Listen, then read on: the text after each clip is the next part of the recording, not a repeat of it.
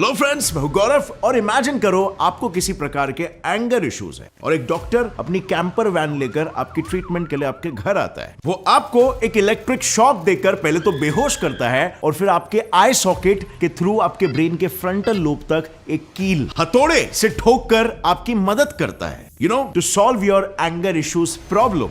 आपको कैसा महसूस होगा? Well, that's lobotomy और इसका सक्सेस रेट पता है 85%। Like literally लोगों का स्वभाव पूरा का पूरा बदल जाता है। अब मार्लिन वैन डेन नेस्टे को ही देख लो, ये एक लोबोटमी पेशेंट थी जिसके पहले लिए गए फोटो पर डॉक्टर्स का ये कैप्शन था, forever fighting the meanest women. और फिर ऑपरेशन के बाद डॉक्टर्स ने कहा शी गिगल्स अ लॉट।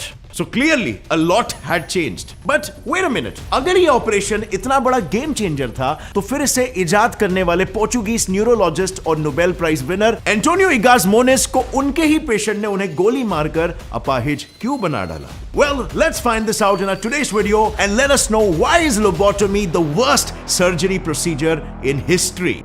साल था 2005। US based broadcasting company national public radio यानी एनपीआर ने एक ऐसे इंसान की कहानी लोगों के सामने लाई जिसमें एक सौतेली मां और एक डॉक्टर मिलकर 12 साल के बच्चे के दिमाग में 2 अच्छे खासे बड़े बड़े होल्स कर देते हैं। उस विक्टिम बच्चे का नाम हाउडी डली और उसकी गलती अपने सौतेले मां से नफरत।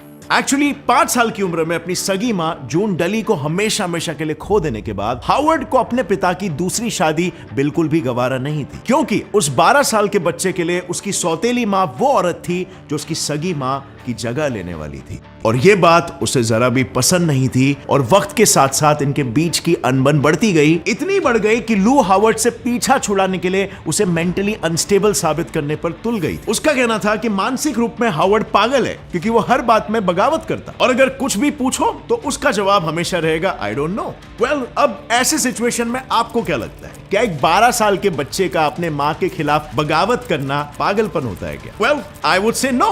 और इनफैक्ट उसके डैड का भी यही कहना था। उन्होंने तो कहा कि शहर के कई नामचीन डॉक्टर्स ऑलरेडी ये कह चुके थे that Howard was perfectly normal and it was all just a step mother problem. पर शायद लू को यह जवाब मंजूर नहीं था। वो एक ऐसा डॉक्टर चाहती थी जो हावर्ड को पागल साबित करने में उसकी मदद कर सके। और इसी बीच उसकी मुलाकात होती है डॉक्टर वॉल्टर फ्रीमैन से, जिसने बस लू के बातों के आधार पर यह घोषित कर दिया कि हावर्ड एक स्किज़ोफ्रेनिक पेशेंट है और उस पर जल्दी से जल्दी लोबोटमी परफॉर्म करना बेहद इंपॉर्टेंट है। पर क्या डॉक्टर फ्रीमैन यूं ब्रेन के साथ छेड़छाड़ करने के लिए ट्रेंड भी था? वेल, अगर टेक्निकली देखा जाए तो हाँ भी और ना भी। असल में ब्रेन और स्पाइनल कॉर्ड्स की सर्जरी करना एक न्यूरोसर्जन का काम होता है जो बकायदा उस चीज की ट्रेनिंग लेता है। But when it came to doctor Walter Freeman, वो पेशे से एक न्यूरोलॉजिस्ट था, एक न्यूरोसर्जन नहीं। यानी सिंपली पुट, वो ब्रेन से रिलेटेड गड़बड़ियों को डायग्नोस करने के लिए ट्रेन तो था मगर उसकी सर्जरीज परफॉर्म करने के लिए नहीं। वो तो मिड 1940s में फ्रीमैन ने कुछ ऐसा किया था जिसकी वजह से रातों रात लोग उसे न्यूरोसर्जन समझने लग गए थे। Actually doctor Walter Freeman lobotomy को इजाद करने वाले Portuguese neurologist Nobel prize winner doctor Antonio Egas Moniz से बहुत ही ज्यादा इंस्पायर्ड थे। और इसीलिए जैसे ही इगाज ने 1935 में अपनी पहली लोबोटमी परफॉर्म की in his home country, doctor Freeman ने तुरंत उस टेक्निक को अमेरिका में लाने का फैसला लिया और उसके अगले ही साल अमेरिका में भी लोबोटमी को एक लोकल पेशेंट पर ट्राई किया गया।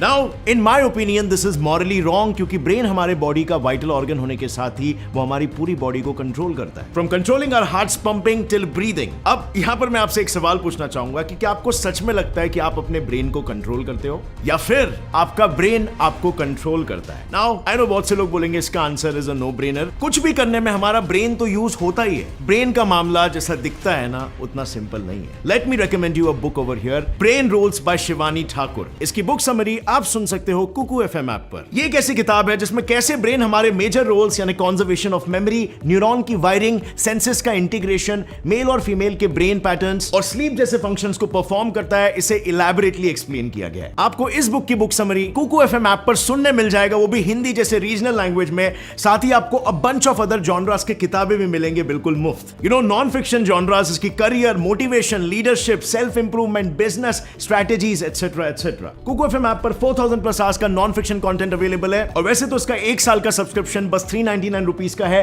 बट अगर आप मेरा कूपन कोड यूज करोगे जो है सुनो 50 या फिर नीचे डिस्क्रिप्शन लिंक से डाउनलोड करोगे तो आपको तुरंत 50% ऑफ यानी 199 रुपीज में इसका ईयरली सब्सक्रिप्शन मिल जाएगा। So click on the link in the description below and start investing with in yourself. और अब वापस आ जाते हैं हमारे टॉपिक पर। नाउ क्या आप इस दिमाग के डॉक्टर के दिमाग को देख रहे हो? बंदे ने लोबोटमी प्रोसीजर के इजाद होने के एक ही साल के अंदर अपनी पहली लोबोटमी परफॉर्म भी कर ली, वो भी कंसिडरिंग द फैक्ट कि इसमें ब्रेन जैसे शरीर के सबसे इंपॉर्टेंट ऑर्गन की सर्जरी हो रही है। अब लकीली उसका पहला ऑपरेशन सक्सेसफुल रहा, उसके पेशेंट की मेडिकल कंडीशन भी ड्रास्टिकली इंप्रूव होने लगी। सो अब जाहिर सी बात है सक्सेस मिलते आत्मविश्वास भी तो आसमान छूने लगा और इसी वजह से उसने और भी ऑपरेशंस लोबोटमी के परफॉर्म किए। बट वक्त बीतता गया, बहुत सारे अलग अलग प्रकार के एक्सपेरिमेंट्स फ्रीमैन ने आजमाए, बट फिर एक वक्त आया जब फ्रीमैन को यह 3 से 4 घंटे का ऑपरेशन काफी बड़ा और बोरिंग लगने लगा। वो इस प्रोसीजर को थोड़ा तेज करना चाहता था और इसीलिए उसने 1946 में लोबोटमी परफॉर्म करने का एक अनोखा तरीका निकाला। एक ऐसा तरीका जिसमें यह पूरा 3 से 4 घंटे का प्रोसीजर महज 10 मिनट में कंप्लीट हो सकता था। His idea was अगर इगास की टेक्निक की तरह स्कल में होल्स करके ब्रेन तक पहुंचना पड़े तो स्कल बोन्स मोटे होने की वजह से ब्रेन तक पहुंचने में देर लग सकती है। इंस्टेड क्यों ना आंखों की कैविटी यानी कि आई सॉकेट के ऊपरी बोन को ब्रेक करके ब्रेन के फ्रंटल लोब तक पहुंचा जा सके। वैसे भी ये बोन एक एग शेल जितनी कमजोर होती है, आराम से 10 मिनट में ऑपरेशन हो जाएगा और खोपड़ी को ऑपरेशन के बाद फिर से सीना भी नहीं पड़ेगा। अब आई नो ये सुनने में काफी खतरनाक साउंड कर रहा होगा, बट फ्रीमैन की ये टेक्निक उस दौरान काफी फेमस हो चुकी थी कि लेट 1930 से लेट 1960s तक चले अपने पूरे मेडिकल करियर में डॉक्टर फ्रीमैन करीब 3500 पेशेंट्स पर इस लोबोटमी नाम की सर्जरी परफॉर्म कर चुके थे, जिसमें बाय द वे एक 4 साल का बच्चा तक शामिल था। लेकिन एक मिनट, सबसे बड़ा सवाल तो यहां पर यह है कि अचानक से इसके इन्वेंटर इगास द न्यूरोलॉजिस्ट के दिमाग में लोबोटमी का आइडिया आया कहां से? और फ्रीमैन ने उसमें अपडेट्स लाकर सीधा रॉड घुसाने का प्लान बना लिया, वो भी बिना किसी टेस्टिंग के। कैसे? वेल, असल में इस पागलपंती को ट्रीट करने वाली पागलपंती की शुरुआत हुई थी एक दुर्घटना से। इन द मिड 1800s एक 25 साल का rail road worker Phineas Gage अपने रोजमर्रा के काम में व्यस्त था। उसका काम बेसिकली रूटलैंड रेल रोड के कंस्ट्रक्शन के लिए एक्सप्लोजिव्स की मदद से रास्ते में पड़े बड़े पत्थरों को हटाना। सो अब एक दिन वो अपना रोज का यही काम कर रहा था कि तभी अनएक्सपेक्टेडली एक जोरदार एक्सप्लोजन हुआ और एक 3 सेंटीमीटर की मोटी रॉड उसके गाल की हड्डी से घुसकर उसके दिमाग के फ्रंटल लोब के आर पार हो गई और नतीजन वो मोटी रॉड उसके खोपड़ी के ऊपरी हिस्से से कुछ सेंटीमीटर बाहर आके फंस गई। अब यह सुनने के बाद किसी भी ऑर्डिनरी इंसान के कान में तुरंत ही राम नाम सत्य है बजना शुरू हो गया होगा। बट गेस व्हाट, इतने बड़े हादसे के बाद भी फिनियस बिल्कुल सही सलामत था। लेकिन सिर्फ एक छोटी प्रॉब्लम थी। एक हंसता खिलखिलाता फिनियस अब एक चिड़चिड़ा इंसान बन चुका था। उसके दोस्त और रिश्तेदार तो ये तक कहने लगे थे that he was no more Phineas। और यहीं से शुरुआत हुई एक new era of brain research की, जिसमें दुनिया भर के न्यूरोलॉजिस्ट अब ये जानना चाहते थे कि क्या वो किसी भी रॉड या कील की मदद से लोगों की जान लिए बिना उनके स्वभाव को चेंज कर सकते हैं क्या? तो उन्हें कुछ मेडिवल और एंशिएंट आर्टवर्क्स को देखकर जवाब मिला, हाँ। Like extraction of the stone of madness नाम की ये पेंटिंग जो 1494 में रेनेसांस पेंटर हिरोनिमस बॉश द्वारा बनाई गई थी, which clearly shows कि ब्रेन और बिहेवियर के रिश्ते को गहराई में समझने के और उसे बदलने की कोशिशें तो बहुत पहले से की जा रही थी। In ancient Peru with some evidences even dating back to the stone age, evidence for stone age cranial surgery. पर बात तो यहाँ पर यह आती है ना, एंड आई एम श्योर आप भी इसका बेसब्री से इंतजार कर रहे होंगे कि क्या इन सर्जरीज के पीछे कोई लॉजिक भी है कि नहीं?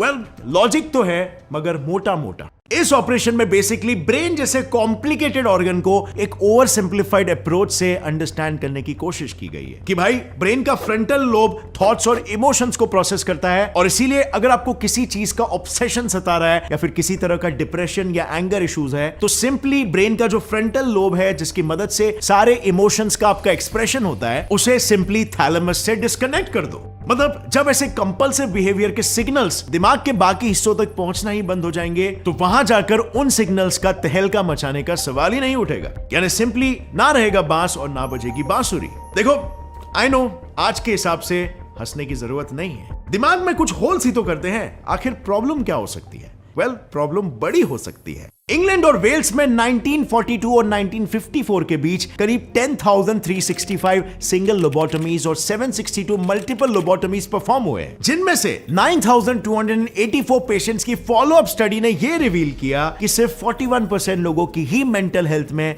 सुधार आया था। 4% लोगों ने तो ऑपरेशन के दौरान ही अपना दम तोड़ दिया और बाकियों की हालत बद से बदतर हो गई। और ऊपर से रही बात फ्रीमैन की, तो यूएस के लोग और मीडिया ने जो डॉक्टर वॉल्टर फ्रीमैन के जादुई हाथों का ढिंडोरा पीटा था ना, उन्हें भी फाइनली ये रियलाइज हो चुका था कि उसके 85% सक्सेस रेट के दावे का ऑल्टरनेट मतलब होता है 15% मौत।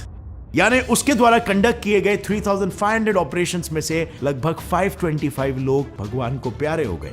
Now, with these scary results और क्लोरप्रोमेजीन और थोराजीन जैसे इफेक्टिव साइकोफार्मास्यूटिकल दवाइयों के मार्केट में आने के बाद लोगों को फाइनली रियलाइज होने लगा कि ये सभी सो कॉल्ड न्यूरोसर्जन्स किसी चूरन वाले बाबा से कम नहीं है। लाइक इसके इन्वेंटर इगास मोनिस की ही बात ले लो, जिसके अनसक्सेसफुल लोबोटमी ऑपरेशन के चलते एक स्किज़ोफ्रेनिक पेशेंट की हालत इतनी बिगड़ गई कि उसने अपनी बढ़ी हुई तकलीफ का बदला निकालने के लिए इगास मोनिस के ऑफिस में घुसकर उस पर गोलियां बरसा दी। लकीली इस अटैक के बाद मोनिस बच तो गया, but he was seriously injured, इतना कि उसके बाद ही lived the rest of his life in अपाहिज कंडीशन। और उसकी वजह से लोबोटमीज परफॉर्म करने का उसका सिलसिला भी रुक गया। But one way to look at it is कि आज के तारीख में भी कई ऐसे ऑपरेशंस होते हैं जिसमें पेशेंट की जान जाने की संभावना होती है और जान बचने की संभावना बेहद कम होती है। कई बार तो डॉक्टर्स ऐसे भी ऑपरेशंस करते हैं जो उन्होंने खुद अपने जिंदगी में पहले कभी नहीं किया। तो क्या आज के तारीख में भी हम वही सारी चीजें नहीं कर रहे, बस सिर्फ एक सीमिंगली कंट्रोल्ड एनवायरनमेंट में, एक सीमिंगली हाईटेक फैसिलिटी में? ये पॉइंट मैं बस इसीलिए बता रहा हूं because just look at it, कितना सारा हमारी जिंदगी का एक डॉक्टर के हाथों में होता है और उस डॉक्टर के लिए तो वो एक रोजमर्रा का काम होता है। हम सभी के लिए हमारी जिंदगी बहुत प्यारी होती है क्योंकि हमें सिर्फ एक ही बार मिलती है, बट डॉक्टर्स के पास तो बहुत सारे पेशेंट्स होते हैं। और इसीलिए अगर किसी भी बड़े सर्जरी के लिए हम किसी डॉक्टर को चुनते हैं तो ट्रस्ट एक कितना बड़ा फैक्टर हो जाता है कि डॉक्टर्स एक तरफ आपकी जान बचा सकते हैं तो वहीं दूसरी तरफ वो आपको मौत के कुएं में ढकेल भी सकते हैं। With that said, thanks a lot for watching. अगर इस वीडियो से कुछ भी नया सीखने मिला तो एक लाइक जरूर ठोकना। Get Set Fly Science channel को अभी सब्सक्राइब कर लो क्योंकि ऐसे इंफॉर्मेटिव और इंटरेस्टिंग वीडियोस आपको यहाँ पर हमेशा देखते रहने मिलेगा। और आप फ्रेंड्स जाने से पहले कुकू एफएम ऐप को इंस्टॉल करना मत भूलना। Start investing with in yourself today. Link is in the description. As always friends, stay curious, keep learning and keep growing. जय हिंद।